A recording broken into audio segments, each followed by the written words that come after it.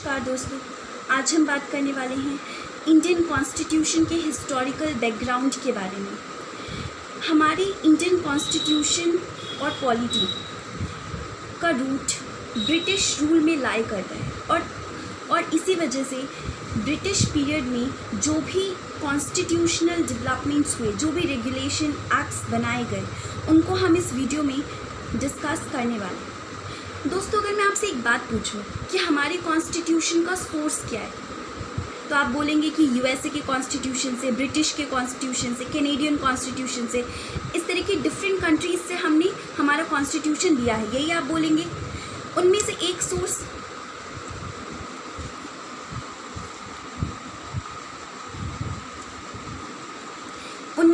Source हम ये भी जानते हैं कि 1935 का गवर्नमेंट ऑफ इंडिया एक्ट है।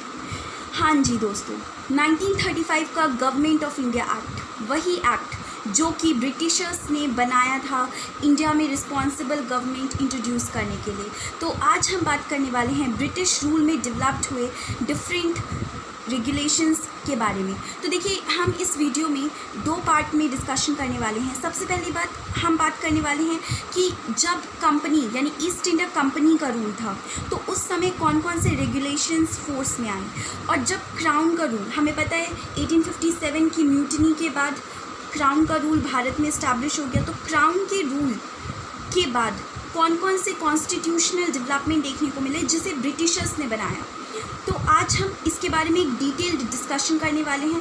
तो चलिए बात करते हैं रेगुलेटिंग एक्ट 1773 के बारे में। रेगुलेटिंग एक्ट 1773 की जब हम बात करते हैं तो इसका सबसे इम्पॉर्टेंट फीचर हमें पता है कि कंट्रोल ओवर कंपनी है। देखिए दोस्तों, सबसे पहली बात ये कि देखिए, इसमें ब्रिटिश ईस्ट इंडिया कंपनी को ये हिदायत दी गई थी ब्रिटिश पार्लियामेंट से कि यहाँ जितने भी ऑफिसर्स हैं, ब्रिटिश ईस्ट इंडिया कंपनी के जितने भी ऑफिसर्स हैं, जितने भी सर्वेंट्स हैं, वो ना ही कोई प्राइवेट ट्रेड कर सकते हैं और ना ही कोई ब्राइब यानी कि रिश्वत ले सकते हैं। साथ ही ये भी कह दिया गया कि court of director British parliament को time to time revenue, civil और मिलिट्री अफेयर्स के बारे में इन्फॉर्म करेगी। ये फर्स्ट प्रोविज़न तो डील करता था कंट्रोल ओवर कंपनी के बारे में। दूसरा प्रोविज़न ये कह रहा था रेगुलेटिंग एक्ट में कि एक सुप्रीम कोर्ट को इस्टेब्लिश किया जाएगा कैलकाटा में। And third very important provision ये कह रहा था कि गवर्नर जनरल जो अभी तक गवर्नर हुआ करता था बंगाल का, उसको डेजिग्नेशन दे दिया गया governor of Bengal, governor general of Bengal. तो गवर्नर ऑफ बंगाल की डेजिग्नेशन को चेंज करके इसे कन्वर्ट कर दिया गया गवर्नर जनरल ऑफ बंगाल में। और ये जो गवर्नर जनरल ऑफ बंगाल हुआ करता था, इसकी एक एग्जीक्यूटिव काउंसिल भी होगी जिसमें 4 मेंबर्स होंगे। और याद रखिएगा दोस्तों, अभी तक यानी कि रेगुलेटिंग एक्ट के आने तक जितने भी प्रेसिडेंसी के गवर्नर्स हुआ करते थे वो इंडिपेंडेंट होते थे, लेकिन इस रेगुलेटिंग एक्ट के आने के बाद other presidency like Bombay, Madras के गवर्नर्स सबऑर्डिनेट हो गए गवर्नर जनरल ऑफ बंगाल के मुकाबले। तो ये था हमारा डिस्कशन रेगुलेटिंग एक्ट 1773 के बारे में। चलिए बढ़ते हैं आगे। अब हम बात करने वाले हैं पिट्स इंडिया एक्ट 1784 के बारे में। तो दोस्तों, पिट्स इंडिया एक्ट 1784 बहुत ही सिंपल है। इसमें केवल हमें 2 पॉइंट्स दिमाग में रखने हैं। सबसे पहली पॉइंट तो ये कि जितने भी कंपनी के कमर्शियल और पॉलिटिकल फंक्शन थे उनको डिस्टिंग्विश किया गया इस एक्ट में। इस एक्ट में ये कहा गया कि जितने भी कंपनी के कमर्शियल अफेयर्स हैं उसको संभालने के लिए यानी कि उसको ओवरसी करने के लिए, सुपरवाइज करने के लिए एक कोर्ट ऑफ डायरेक्टर काम करेगा। जबकि जितने भी पॉलिटिकल अफेयर्स है इंडिया में, जैसे कि सिविल, मिलिट्री, गवर्नमेंट या फिर रेवेन्यू से जुड़े जितने भी मुद्दे हैं इंडिया में, वो सब कुछ संभालेगा बोर्ड ऑफ कंट्रोल। तो ये था हमारा पिट्स इंडिया एक्ट 1784। दोस्तों, एक बात यहाँ पे मत भूलिएगा, पिट्स इंडिया एक्ट 1784 में डबल गवर्नमेंट यानी डुअल गवर्नमेंट की नींव रखती हुई दिखाई दे रही है। तो चलिए बढ़ते हैं आगे। अब हम बात करने वाले हैं 19th सेंचुरी का यानी 1833 में बनाया गया चार्टर एक्ट के बारे में हम बात करने वाले हैं। सबसे इम्पॉर्टेंट इसमें हम जो देख रहे हैं वो ये है कि गवर्नर जनरल ऑफ बंगाल का यहाँ पे डेजिग्नेशन बदल कर रख दिया गया है गवर्नर जनरल ऑफ इंडिया। ये फर्स्ट बदलाव आप देख सकते हैं। आपने पढ़ा था कि 1773 के रेगुलेटिंग एक्ट में गवर्नर जनरल ऑफ बंगाल था डेजिग्नेशन, लेकिन यहाँ इस एक्ट में गवर्नर जनरल ऑफ इंडिया बना दिया गया ये डेजिग्नेशन। दूसरा फीचर जो हम यहाँ नोटिस कर रहे हैं वो ये कर रहे हैं कि यहाँ पे लेजिस्लेटिव पावर्स जो हैं वो गवर्नर जनरल ऑफ इंडिया को तो थे, लेकिन जितने भी अदर प्रेसिडेंसी है लाइक बॉम्बे, मद्रास, इनके गवर्नर्स को कोई भी लेजिस्लेटिव पावर्स नहीं दिया गया। इसका मतलब क्या है? इसका मतलब ये है कि वो इनैक्ट नहीं कर सकते कोई भी लॉ। थर्ड इम्पॉर्टेंट फीचर जो हम यहाँ देख रहे हैं वो ये है कि ईस्ट इंडिया कंपनी अब कभी भी एक कमर्शियल बॉडी की तरह फंक्शन नहीं करेगी। मतलब East India Company was no longer commercial body rather than an administrative body. It means कि ईस्ट इंडिया कंपनी अब एक कमर्शियल बॉडी नहीं थी। कमर्शियल मतलब जो केवल अपने प्रॉफिट मैक्सिमाइजेशन से डील करती हो, अब ये एक एडमिनिस्ट्रेटिव बॉडी की तरह सर्व करने के लिए बनाई गई थी। और लास्ट इम्पॉर्टेंट फीचर जो हमें यहाँ पे देखना है वो ये देखना है कि यहाँ पे एक ओपन कॉम्पिटिटिव सिस्टम इंट्रोड्यूस करने की कोशिश की गई थी सिविल सर्वेंट्स के रिक्रूटमेंट के लिए। लेकिन दोस्तों ध्यान दीजिएगा, यहाँ पे अटेम्प्ट तो ज़रूर किया गया था, लेकिन यहाँ पे एक ओपन कंपटीशन सिस्टम इंट्रोड्यूस नहीं किया गया था सिविल सर्वेंट के रिक्रूटमेंट के लिए, क्योंकि कोर्ट ऑफ डायरेक्टर्स ने इसका विरोध किया था। बढ़ते हैं आगे। अब हम बात करने वाले हैं चार्टर एक्ट 1853 के बारे में। सबसे इम्पोर्टेंट बात हमें ये यहाँ पे याद रखना है कि अभी हमने प्रीवियस एक्ट में देखा कि एक ओपन सिस्टम सिविल सर्वेंट के रिक्रूटमेंट के लिए लाने की अटेम्प्ट की गई थी, लेकिन वो अटेम्प्ट यहाँ पे फ्यूशन को रीच करता है जब, यानी कि यहाँ पे वो अचीव हो जाता है, यानी कि एक ओपन कॉम्पिटिटिव सिस्टम इंट्रोड्यूस कर दिया जाता है चार्टर एक्ट 1853 में, जिसके थ्रू सिविल सर्वेंट्स को रिक्रूट किया जाएगा। यही नहीं दोस्तों, कोविनेंटेड सिविल सर्विसेज को भी ओपन कर दिया जाता है इंडियंस के लिए। अब आप ये सोचोगे कि कोविनेंटेड सिविल सर्विसेज क्या है। देखिए, कोविनेंटेड सिविल सर्विसेज का मतलब है जो हाई रैंकिंग पोस्ट होते हैं वो केवल ब्रिटिशर्स के लिए मोनोपोलाइज्ड थे, रिजर्व्ड थे, तो ये थ्रोन ओपन कर दिए गए इंडियंस के लिए। ये बदलाव यहाँ पे इस एक्ट में देखने को मिला। इसके अलावा यहाँ पे एक लेजिस्लेटिव काउंसिल इस्टेब्लिश की गई थी गवर्नर जनरल ऑफ इंडिया के काउंसिल में। दोस्तों, अभी तक आप पढ़ते आए थे कि गवर्नर जनरल ऑफ इंडिया की एक काउंसिल होती थी, ठीक है, जिसके लेजिस्लेटिव और एग्जीक्यूटिव दोनों फंक्शन होते थे। लेकिन अभी तक, यानी कि चार्टर एक्ट 1853 के आने से पहले तक कोई भी लेजिस्लेटिव काउंसिल सेपरेट बॉडी के रूप में फॉर्म नहीं की गई थी उस काउंसिल में। लेकिन अब ये कह दिया गया इस एक्ट में कि गवर्नर जनरल ऑफ इंडिया की काउंसिल में एग्जीक्यूटिव और लेजिस्लेटिव फंक्शन सेपरेटेड हैं, और जितने भी लेजिस्लेशन इनेक्ट करने का काम है वो लेजिस्लेटिव काउंसिल परफॉर्म करेगी। और इसके बाद थर्ड इम्पॉर्टेंट फीचर जो हम यहाँ देख सकते हैं वो ये देख सकते हैं, लोकल रिप्रेजेंटेशन। 4 प्रोविंसेस से 4 मेंबर्स को चुना जाएगा। वो 4 प्रोविंसेस हैं मद्रास, बॉम्बे, बंगाल और आगरा। इन 4 प्रोविंसेस से 4 मेंबर को रिप्रेजेंटेशन दिया जाएगा गवर्नर जनरल ऑफ इंडिया के लेजिस्लेटिव काउंसिल में। ये यहाँ पे बोला गया था। ध्यान दीजिएगा, यहाँ पे हम इंडियन रिप्रेजेंटेशन की बात नहीं कर रहे हैं, हम यहाँ पे बात कर रहे हैं लोकल रिप्रेजेंटेशन की। तो यहाँ पे बोला जा रहा है कि 4 प्रोविंशियल लेवल से चुना जाएगा, लोगों को अपॉइंट किया जाएगा गवर्नर जनरल ऑफ इंडिया की लेजिस्लेटिव काउंसिल में। और यहाँ पे लास्ट फीचर ये बोला गया कि कंपनी का रूल तो एक्सटेंड कर दिया गया, लेकिन यहाँ पे स्पेसिफाई नहीं किया गया कि कितने पर्टिकुलर पीरियड तक ये लास्ट करेगा। बढ़ते हैं आगे। दोस्तों, अब आता है 1857 का रिवोल्ट। हमें पता है एडमिनिस्ट्रेटिव, इकोनॉमिक, पॉलिटिकल और डिफरेंट सेक्शन के बीच में इन कारणों की वजह से आ रहे रिसेंटमेंट की वजह से ये रिवोल्ट पॉपुलर रिवोल्ट के रूप में भी जाना जाता है। ये जो रिवोल्ट था दोस्तों, इस रिवोल्ट में डिफरेंट सेक्शन ने पार्टिसिपेट किया था। मेरठ, अवध, दिल्ली, ये सब इसके सेंटर्स थे। तो 1857 का जो रिवोल्ट था वो कंपनी के रूल का विरोध था। तो 1857 के रिवोल्ट के बाद एक बहुत बड़ा बदलाव आया इंडिया में, और वो बदलाव ये था कि अब कंपनी के रूल से ट्रांसफ़र होके अब हो गया क्राउन का रूल। तो अब हम ये बात करने वाले हैं कि क्राउन के रूल में कौन कौन से कॉन्स्टिट्यूशनल डेवलपमेंट्स हुए। सबसे पहले हम बात करने वाले हैं गवर्नमेंट ऑफ इंडिया एक्ट 1858 के बारे में। गवर्नमेंट ऑफ इंडिया एक्ट 1858 में सबसे इम्पॉर्टेंट जो हम यहाँ देख सकते हैं वो ये है कि अब गवर्नर जनरल ऑफ इंडिया का डेजिग्नेशन बदलकर वाइसराय कर दिया गया। और सेकेंड इंपॉर्टेंट फीचर वो ये था कि आपने पढ़ा था कि पिट्स इंडिया एक्ट में डबल गवर्नमेंट आया था, जिसमें एक तरफ कोर्ट ऑफ डायरेक्टर थी जो कमर्शियल फंक्शन कर रही थी और एक तरफ था आपका बोर्ड ऑफ कंट्रोल जो कि पॉलिटिकल फंक्शन कर रहा था।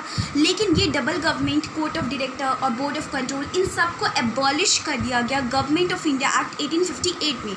तो फिर यहाँ पे रेगुलेशन करने के लिए बनाया क्या गया? जी हाँ, यहाँ पे बनाए गए दो bodies, secretary of state and council of India. Secretary of state chairman था काउंसिल ऑफ इंडिया का, और याद रखिएगा सेक्रेटरी ऑफ स्टेट एक मेंबर होगा ब्रिटिश कैबिनेट का। और जैसा आपको पता है कि ब्रिटिश कैबिनेट एग्जीक्यूटिव है, तो वो आंसरेबल रहेगा, रिस्पॉन्सिबल रहेगा काउंसिल लेजिस्लेटिव बॉडी यानी कि ब्रिटिश पार्लियामेंट के प्रति, और इसी वजह से सेक्रेटरी ऑफ स्टेट आंसरेबल रहेगा ब्रिटिश पार्लियामेंट के प्रति। और इसके बाद आपको ये पता होना चाहिए कि ये जो काउंसिल ऑफ इंडिया जिसकी हमने अभी बात की, इसमें कितने मेंबर्स होंगे? इसमें 15 मेंबर्स होंगे। ये एक एडवाइजरी बॉडी है और यहाँ पे ये असिस्ट करेगी सेक्रेटरी ऑफ स्टेट को। तो जी हाँ, ये था हमारा पूरा discussion government of India act 1858 के बारे में। बढ़ते हैं आगे, एक मिनट। अब हम बात करने वाले हैं Indian council act. Indian council act 1861। दोस्तों, अभी तक मैं आपसे एक प्रश्न पूछती हूँ, क्या अभी तक कहीं भी आपने कोई भी रिप्रेजेंटेटिव इंस्टीट्यूशन इंट्रोड्यूस करने का कोई भी अटेम्प्ट कहीं किसी भी कॉन्स्टिट्यूशन डेवलपमेंट में देखा? इसका आंसर होगा नहीं। आपने कहीं भी ये नहीं देखा होगा कि कोई भी अटेम्प्ट नहीं देखा होगा जिसके थ्रू रिप्रेजेंटेटिव इंस्टीट्यूशन इंट्रोड्यूस किया जा सके। लेकिन ये बहुत बड़ा बदलाव इंडियन काउंसिल एक्ट 1861 में देखने को मिला। यहाँ पे सबसे इम्पॉर्टेंट जो हमें देखने को मिल रहा है वो ये देखने को मिला कि यहाँ पे रिप्रेजेंटेटिव इंस्टीट्यूशन इंट्रोड्यूस करने की कोशिश की गई।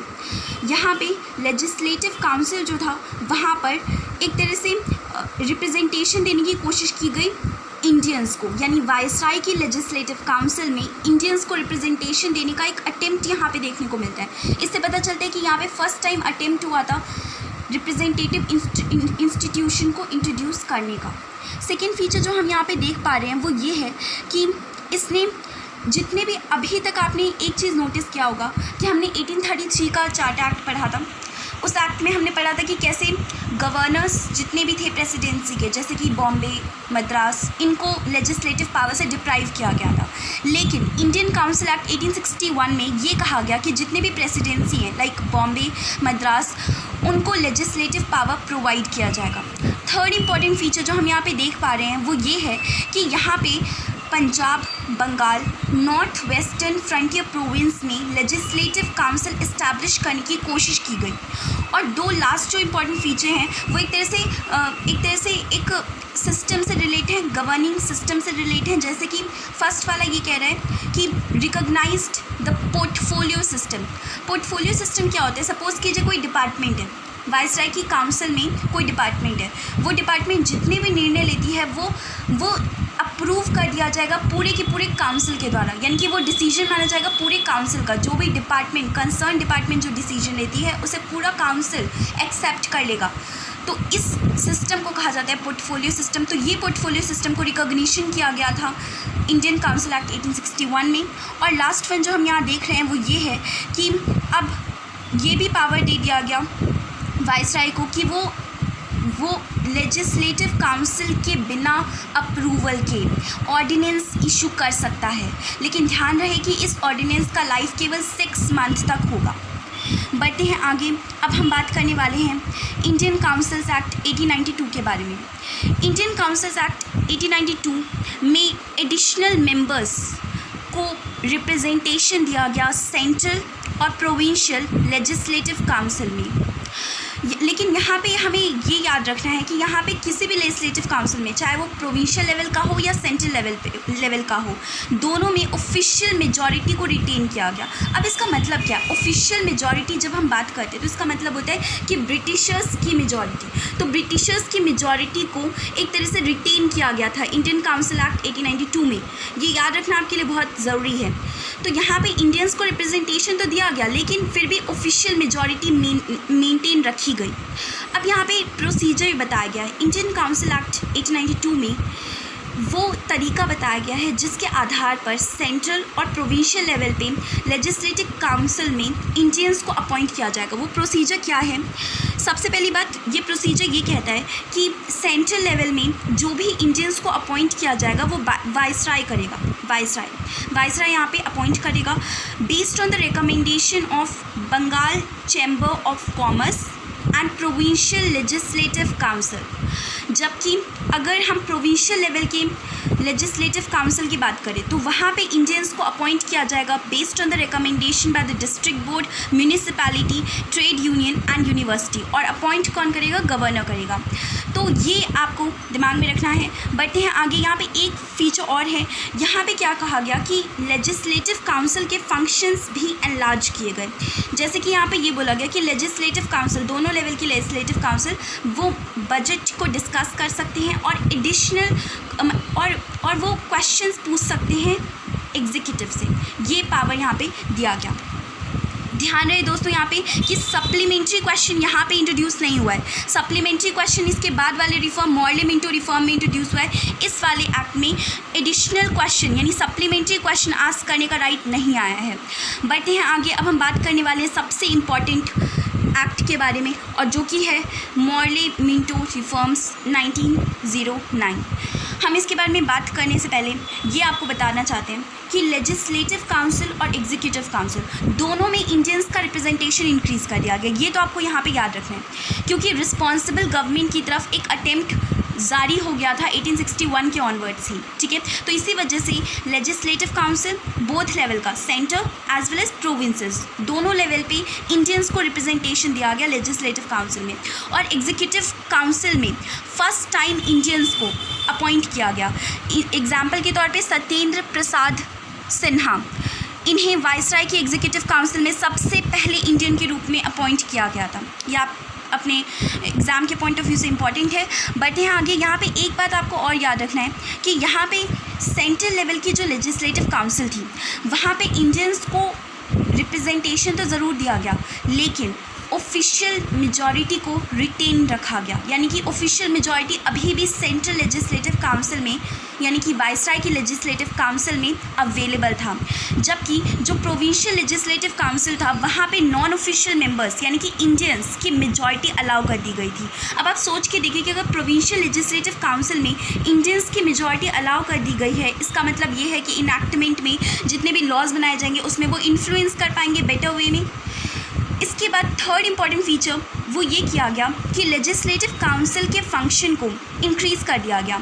यहाँ पे ये कहा गया बहुत सारे डेलिब्रेटिव फंक्शन प्रोवाइड किए गए लेजिस्लेटिव काउंसिल को, जैसे कि वो कोई भी रेजोल्यूशन मूव कर सकते हैं बजट पे और कोई भी सप्लीमेंट्री क्वेश्चन पूछ सकते हैं। आपने पिछले वाले एक्ट में देखा था कि वहाँ पे केवल डिस्कशन कर सकते थे बजट पे, कोई रेजोल्यूशन मूव नहीं कर सकते थे। लेकिन मॉर्ले मिंटो रिफॉर्म में ये कहा गया कि वो जितने भी मेंबर्स हैं लेजिस्लेटिव काउंसिल के वो रेजोल्यूशन भी मूव कर सकते हैं बजट के लिए, और वो कोई भी सप्लीमेंट्री क्वेश्चन पूछ सकते हैं एग्जीक्यूटिव से। और इसके बाद लास्ट वन तो हमें पता ही है, मिंटो को कहा जाता है, लॉर्ड मिंटो को कहा जाता है फादर ऑफ कम्युनल इलेक्टोरेट। ऐसा इसलिए कहा जाता है क्योंकि first time Morley Minto reform में सेपरेट इलेक्टोरेट इंट्रोड्यूस किया गया था, कम्युनल इलेक्टोरेट इंट्रोड्यूस किया गया था। किसके लिए? मुस्लिम कम्युनिटी के लिए। तो ये था पूरा का पूरा डिस्कशन हमारे मॉर्ले मिंटो रिफॉर्म का। बढ़ते हैं आगे। अब हम इसमें एक मिनट हम अब बात करने वाले हैं मोंटेगू चेम्सफोर्ड रिफॉर्म्स के बारे में। मोंटेगू चेम्सफोर्ड रिफॉर्म्स में हमें ये याद रखना है कि सबसे पहली बात जो यहाँ पे इंट्रोड्यूस की गई वो की गई थी बाईकेमरलिज्म। बाईकेमरलिज्म का दोस्तों मतलब क्या होता है? बाईकेमरलिज्म का मतलब होता है कि कोई भी लेजिस्लेटिव काउंसिल है, ठीक है, जैसे कि अभी हमारे पार्लियामेंट को देखिए, पार्लियामेंट में 2 हाउसेज हैं, तो जब भी 2 हाउसेज होते हैं लेजिस्लेशन इनैक्ट करने वाली बॉडी के, तो उसको हम बोलते हैं बाईकेमरलिज्म। ये फेडरलिज्म का एक फीचर भी है। तो बाईकेमरलिज्म फर्स्ट टाइम यहाँ पे इंट्रोड्यूस की गई थी और यहाँ पे डायरेक्ट इलेक्शन भी इंट्रोड्यूस किया गया था। लेकिन ध्यान रहे दोस्तों, ये लिमिटेड था केवल उन लोगों के लिए जो कि जिनके पास भी प्रॉपर्टी है, जो टैक्स पे करते हैं और जो एजुकेटेड हैं।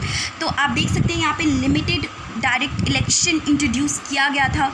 जैसे JS मिल ने भी बोला है कि लिमिटेड इलेक्शन अवेलेबल होना चाहिए, तो वहाँ पे यहाँ पे आपको देखने को मिलेगा कि डायरेक्ट इलेक्शन तो इंट्रोड्यूस किया गया, लेकिन कुछ लोगों के लिए जिनके पास भी प्रॉपर्टी, जो भी टैक्स पे करते थे, या फिर जिनके पास भी एजुकेशन था। इसके बाद यहाँ पे प्रोविंशियल और सेंट्रल सब्जेक्ट को सेपरेट कर दिया गया था। सेंटर को कहा गया था कि कुछ मैटर्स पे वो लॉज इनेक्ट कर सकती है, और प्रोविंशियल लेवल की जो लेजिस्लेटिव काउंसिल है उसको ये कहा गया था कि वो कुछ मैटर्स पे लॉ इनेक्ट कर सकती है। जैसे हम फेडरलिज्म में भी देखते हैं कि सब्जेक्ट्स को डिवाइड कर दिया जाता है, तो वो यहाँ पे हमें देखने को मिला। और ये जो लास्ट वाला है इसमें ये डायरकी है, ठीक है, तो ये डायरकी है। ये डायरकी इन प्रोविंसेस इंट्रोड्यूस किया गया। अब ये डायरकी इन प्रोविंसेस का मतलब क्या होता है? देखिए दोस्तों, डायरकी का मतलब होता है कि जितना भी लिस्ट है, जितने भी प्रोविंशियल सब्जेक्ट हैं, उनको 2 लिस्ट में डिवाइड कर दिया जाएगा, ट्रांसफर्ड सब्जेक्ट और रिजर्व्ड सब्जेक्ट। ट्रांसफर्ड सब्जेक्ट पे गवर्नर जनरल, क्योंकि गवर्नर जनरल नहीं, गवर्नर्स, क्योंकि प्रोविंशियल लेवल पे गवर्नर्स रूल करते हैं। तो प्रोविंशियल लेवल में जो सब्जेक्ट्स हैं उनको 2 पार्ट में डिवाइड किया जाएगा, ट्रांसफर्ड और रिजर्व। ट्रांसफर्ड सब्जेक्ट वो सब्जेक्ट है जिस पे गवर्नर्स लॉज बना सकते हैं, लेकिन उन मिनिस्टर्स के सहयोग से जो अकाउंटेबल हैं लेजिस्लेटिव काउंसिल के लिए, उनके सहयोग से। दूसरी तरफ देखिए, रिजर्व सब्जेक्ट वो सब्जेक्ट हैं जिस पे गवर्नर अपने एग्जीक्यूटिव काउंसिल के सहयोग से लॉ बना सकते हैं, उसको एडमिनिस्टर कर सकते हैं without the approval of legislative council. तो ये था डायरकी इन प्रोविंस। और यहाँ पे एक इम्पॉर्टेंट फीचर, यहाँ पे एक्सटेंशन किया गया सेपरेट इलेक्टोरेट को। हमने देखा था पिछले वाले में कि केवल मुस्लिम्स को प्रोवाइड किया गया था सेपरेट इलेक्टोरेट, यहाँ पे सेपरेट इलेक्टोरेट एक्सटेंड करके बढ़ा दिया गया सिख, एंग्लो इंडियंस, यूरोपियंस के लिए। तो ये था हमारा फीचर। एक इसके अलावा एक फीचर और है कि हाई कमिश्नर फॉर इंडिया को कुछ पावर्स दिए गए थे सेक्रेटरी ऑफ स्टेट का। वही सेक्रेटरी ऑफ स्टेट जिसकी बात हमने 1858 के गवर्नमेंट ऑफ इंडिया एक्ट में की थी, ठीक है, और जो कि चेयरमैन था काउंसिल ऑफ इंडिया का। तो उसके कुछ फंक्शन परफॉर्म करने के लिए हाई कमिश्नर फॉर इंडिया को इंट्रोड्यूस कर दिया गया था। और ये था हमारा पूरा डिस्कशन इस एक्ट के बारे में। बढ़ते हैं आगे। अब हम बात करने वाले हैं गवर्नमेंट ऑफ इंडिया एक्ट 1935 के बारे में।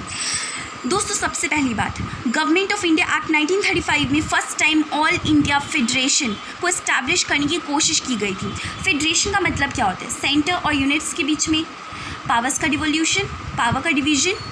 यहाँ पे 3 लिस्ट में डिवाइड कर दिया गया था सब्जेक्ट्स को, जिसके ऊपर इनैक्टमेंट किया जा सकता है। पहला था फेडरल लिस्ट, दूसरा था प्रोविंशियल लिस्ट, और तीसरा था concurrent list. Federal list centre, provincial list provinces, concurrent list में दोनों कर सकते हैं। रेजिडुअरी पावर्स, ध्यान से सुनिएगा, रेजिडुअरी पावर्स रिजर्व कर दिए गए थे वाइसराय के लिए। बढ़ते हैं आगे। यहाँ पे देखिए, एक बहुत ही इंपॉर्टेंट है, हमें इसे कंपेयर करना पड़ेगा 1919 के गवर्नमेंट ऑफ इंडिया एक्ट से।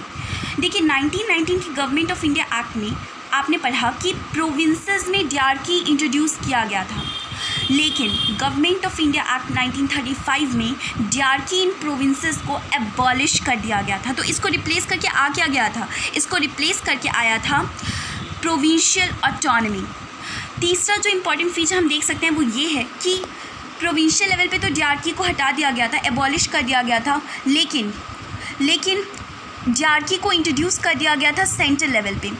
इसके अलावा देखिए, यहाँ पे 11 प्रोविंसेस में से 6 प्रोविंसेस में बाइकेमरलिज्म को इंट्रोड्यूस किया गया था। बाइकेमरलिज्म लेजिस्लेटिव काउंसिल से रिलेट होगा, यानी कि 6 प्रोविंसेस की जो लेजिस्लेटिव काउंसिल थी उनमें 2 हाउसेस फॉर्म कर दिए गए थे। ये है इसका मतलब। बढ़ते हैं आगे। इसमें सेपरेट इलेक्टोरेट को एक्सटेंड करके डिप्रेस्ड क्लासेस, वेमेन और लेबर, इन सब के लिए बढ़ा दिया गया था। इसके अलावा यहाँ पे फ्रेंचाइज भी एक्सटेंड किया गया था as compare to Montagu Chelmsford reforms. लेकिन यहाँ पे फिर भी जितना पूरा टोटल पॉपुलेशन का मात्र 10% लोग वोट कर सकते थे। अब सोचिए कितना कम इंट्रोड्यूस किया होगा मोंटेगू-चेम्सफोर्ड रिफॉर्म में, और उसको भी एक्सटेंड करके 1935 के एक्ट में ये केवल 10% रह गया पॉपुलेशन का, यानी केवल पूरे पॉपुलेशन के केवल 10% भारतीय जो हैं वो वोट कर सकते थे लेजिस्लेटिव काउंसिल में अपने मेंबर को भेजने के लिए। तो ये था हमारा गवर्नमेंट ऑफ इंडिया एक्ट। अब एक छोटा सा डिस्कशन यहाँ पे बात कर लेते हैं कि क्या आपने डिफरेंस नोटिस किया 1857 से पहले और 1857 के बाद के जितने भी रेगुलेशन आपने अभी तक देखे उसमें आपको एक डिफरेंस देखने को मिला होगा। 1857 के रिवोल्ट के बाद 3 फीचर नए दिखाई दे रहे हैं। वो क्या है? Responsible government, bicameralism, direct election and communal electorate. और रिस्पॉन्सिबल गवर्नमेंट का मतलब आप जानते हैं कि इसका मतलब होता है कि जब इंडियंस को ज़्यादा सारा रिप्रेजेंटेशन दिया जाए। आपको पता है कि मॉडरेट के पीपल बहुत ज़्यादा क्लेम करते हैं, मॉडरेट ग्रुप से जो पीपल बिलोंग करते थे लाइक गोखले और दादा भाई नौरोजी, इन सब ने मांग की थी कि ज़्यादा से ज़्यादा इंडियंस को रिप्रेजेंटेशन मिलना चाहिए। तो इसी वजह से ब्रिटिश गवर्नमेंट ये रिस्पॉन्सिबल गवर्नमेंट इंट्रोड्यूस करी थी। इसके अलावा बाईकेमरलिज्म, जब 2 हाउसेज होते हैं, ये भी इंट्रोड्यूस करने की कोशिश देखा गया, अटैम्प्ट देखा गया। इसके अलावा डायरेक्ट इलेक्शन की तरफ बढ़ता हुआ दिखाई दे रहा है, कॉन्स्टिट्यूशनल डेवलपमेंट। और last one communal electorate. Communal electorate को एक कारण भी माना जाता है भारत के पार्टीशन के बारे में। तो ये था हमारा पूरा discussion. Thanks. If you have any query, you can ask in the comment section given below. Thank you.